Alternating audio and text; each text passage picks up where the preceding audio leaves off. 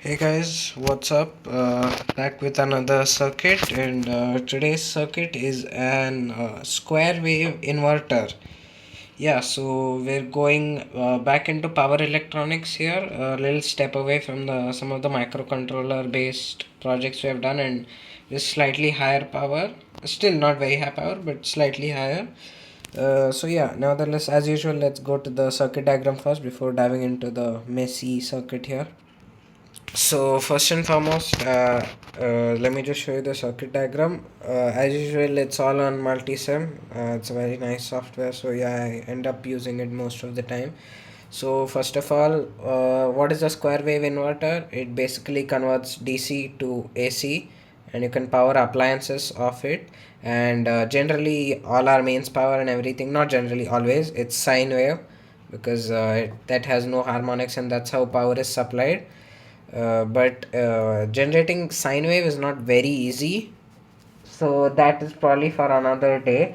And that would use something known as SPWM, which is sinusoidal pulse width modulation, and that would need a microcontroller or something. Yeah, microcontroller. So probably for another day. But right now we stick to a square wave one, which is definitely easier compared to that to generate, and also it doesn't involve any digital logic. Of course, you can make a square wave inverter with digital logic too from a microcontroller. It would be more precise, but we can make it the analog way, as we say, which is completely discrete, devoid of any digital components. And yeah, so this particular project is completely discrete. So first of all, we are using the classic 555 in a stable configuration, which was basically a square wave generator, unipolar square wave to be very precise, which basically oscillates between 0 volt and whatever your VCC is.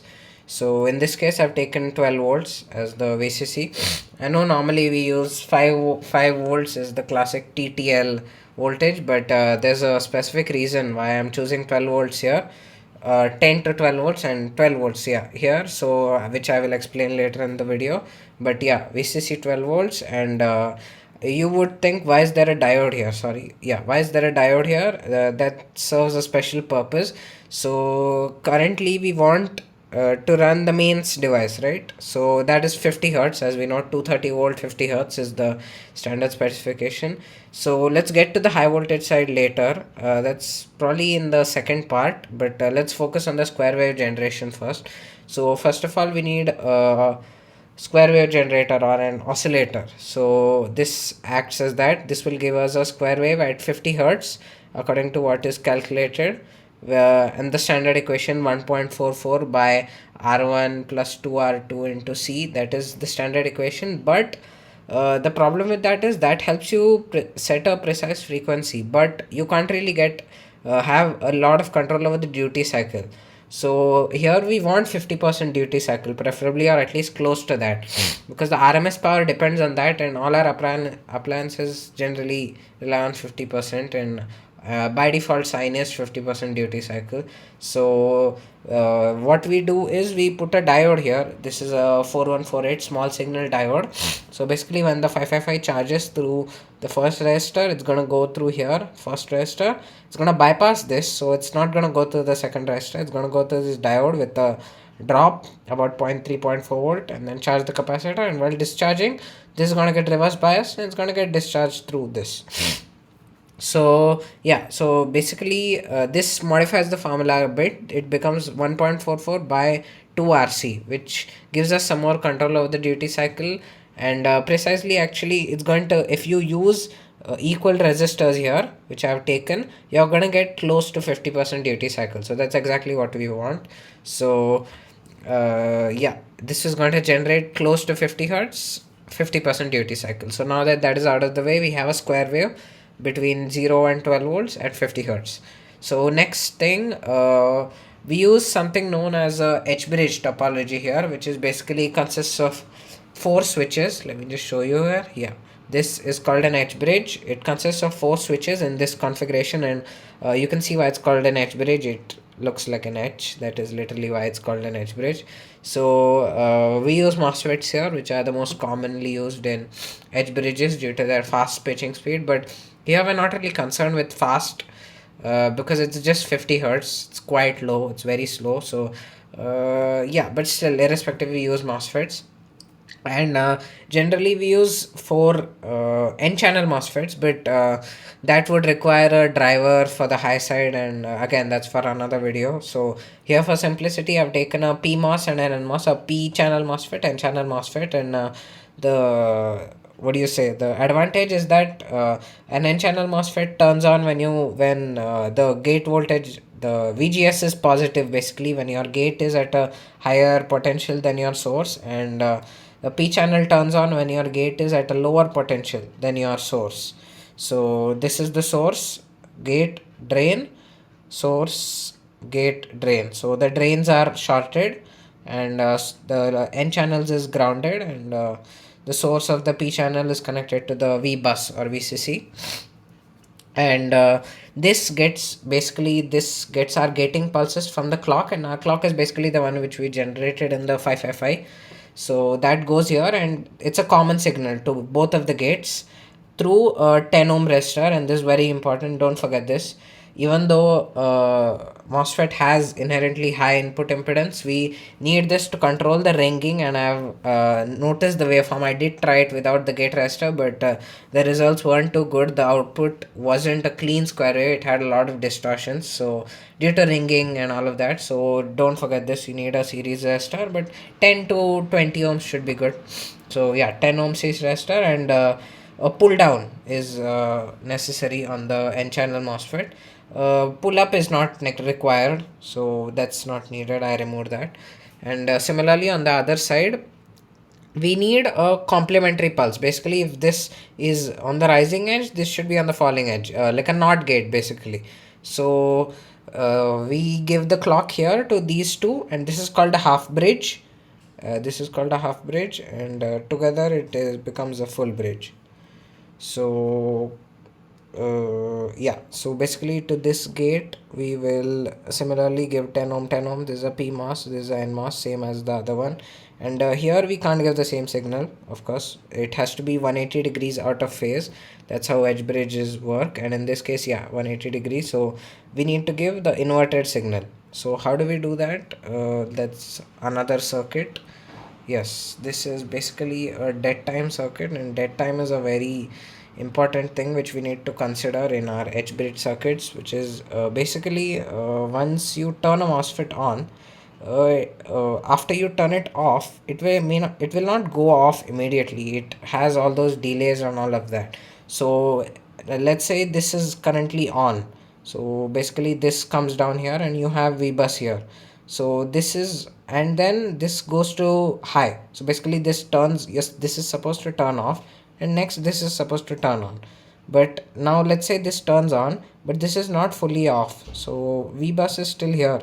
So that would technically cause a short right from V bus to ground, and that would be disastrous because it would destroy our MOSFETs, and the wires would be burnt, and basically it's very dangerous thing. So that is what is known as shoot through, which means there's a short circuit between your VCC and your ground. So what you need to do, and all of this mainly of course because of all of the delays, everything has a delay. And there's if you look at the data sheet, there's something known as a turn off delay time, there's a fall time, and all of them are in a couple of 100 nanoseconds. So and again, if you use a driver, that itself has a propagation delay. So taking all of that in account, you need to implement something which is known as dead time, which means naturally at any point of time, one switch would be on, one would be off. That's how it works. But you need to make sure there is a time in which no switches are on, so that now let's say this taking the earlier same example, this is on. Now you have turned this off, but of course it's not going to be fully off. But earlier you would turn this on immediately, and there would be a shoot through. So what you do is you do not turn this on immediately, you wait for this to fully turn off. So basically this is not going to be at VCC, then you can safely turn this on, and there is not going to be any problem because VCC is not present here, that node is not connected to VCC. So basically you need to edit the pulses a bit. so as to say. So normally you would do that using a microcontroller, and it's very precise. You can choose exactly how much you want, but since we're doing it the analog way, there are some circuits available. I tried some of them worked, some of them were not very precise, but I found this one, and this one sort of worked up to my liking, so I chose this. So basically what it does is, this is the same 50 hertz which we are getting from our 555. So I've written 5 volts here and everything is 5 volts, but ignore that.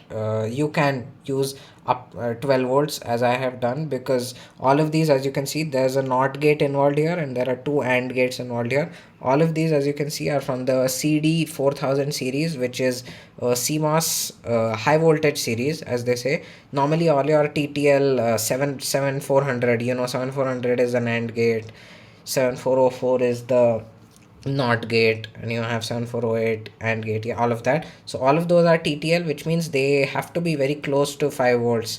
It has a very small threshold, so you need to be basically 5 volts. So this is not from that family, this is from the CMOS family. It doesn't use BJTs, it uses internally MOSFETs. So this can take inherently same as MOSFET. It has high input impedance, low input bias current, and you can work with higher voltages, and that is exactly what we're looking for here. So we're going to give the 12 volt unipolar square wave from our 555, and there are two parallel paths. I am not gonna get into a lot of detail explaining this, but basically we use RC delay, and that's how this formula, that's the dead time formula, roughly works.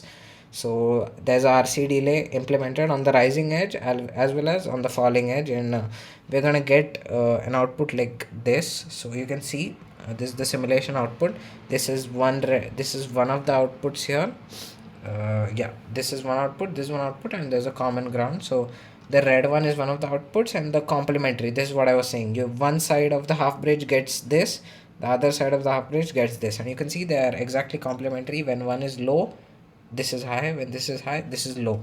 And I don't know, you would say, where is the dead time in this? So currently this is at 10 millisecond per division. So let me just show you a screenshot here, or if we zoom in here, I don't think you can still see a little bit here, but let me just show you a screenshot. So yeah, this is a screenshot which I took. These are the two time cursors, and you can clearly see that this red was high, it went low. Normally this would have, the other one immediately would have gone high, but you can see here this still stayed low for some time and then it went high. So for this small time both were off, and that is exactly what dead time is. So you can see this is 20 microsecond per division, and if we check the time cursor, we got about 10 microseconds of dead time, and that is what we calculated using this formula here.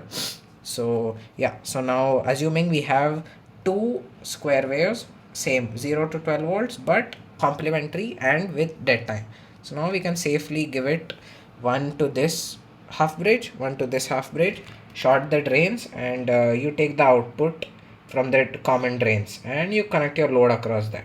So basically what happens is, in the first cycle, this switch is going to be on and this switch is going to be on, so it's going to flow like this through the load and down to ground. So let's say this is positive, so first you get a positive square wave from plus 12 volt to 0, and then after that this is going to be on and this, so it's going to go like this, it's going to go down like this and then to the ground. So you're going to get it with respect to this point, it's going to be negative, so it's going to go from 0 to minus 12 volts, and that's exactly how inverters work. It gives you a bipolar wave which has a DC offset of 0, which basically means it is about 0 volt, and the average voltage is going to be close to 0, because yeah, that's how alternating signals are.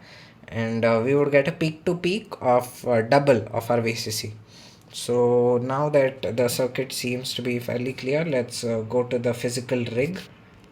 Yeah, now onto the physical rig. Same as always, there is a mess because it is a breadboard and there are a lot of wires involved, but I'll try my best to explain it again.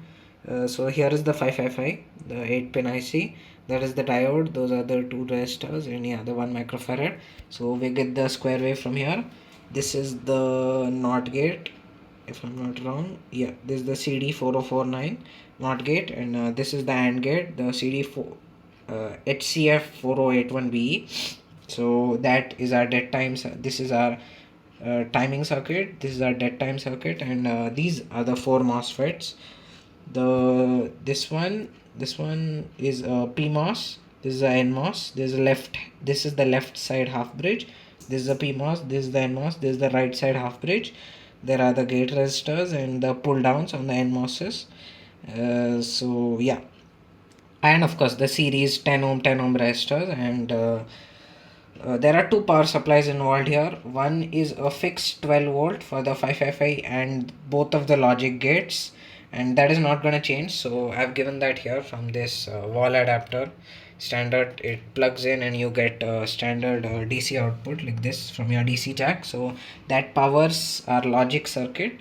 And there is a second supply here which is variable from the power supply which I've taken here, and that is basically our MOSFET's V bus, so we want it to be independent. So yeah, that's why I've taken that separately. So now let's just power up the circuit, and I'll just show you the waveform once. And yeah, this is my oscilloscope here. So let me just power up the circuit, and you can see I've set it to 12 volts currently, and let's raise it a bit so that you can make sure that it's in the, this is 12 volt, and this, yeah, how about 13 volt seems good. So you can see here, this is the oscilloscope output. I know it looks a bit it's glaring a bit, but yeah, so you can see here peak to peak almost 27 volts, and 13 into 2 26, and roughly, yeah, around that. So we're getting the double output, and you can see about the 0 volt line, it is bipolar. It is going between plus 13 and minus 13. And yeah, the frequency also, you can see it's close to 50 hertz. As I told you, 555 isn't very precise. You can get close to it, but that is good enough for us. And I can even I can even switch on, check the RMS voltage here, VRMS, yeah, here. And yeah, let me just close this, and yeah, you can see that the RMS voltage is basically same as our 13.2 and yeah, 13.3. So RMS voltage is same as whatever V bus you provide. So yeah, this is, we are perfectly generating our square wave here. Yeah, so now that our bipolar square wave, and you can see the difference. The 555 generated a unipolar square wave, and our H bridge output is bipolar. And currently the load is a 1k resistor. I haven't connected a transformer or anything yet, so that would be the second part, which would be stepping up this voltage. Currently it is 13 volt RMS. We'll step that up basically to using a step up transformer. So yeah, this was the first part. I hope you liked it. If there's any more doubts, please feel free to reach out. But yeah, I hope you liked it. Thank you.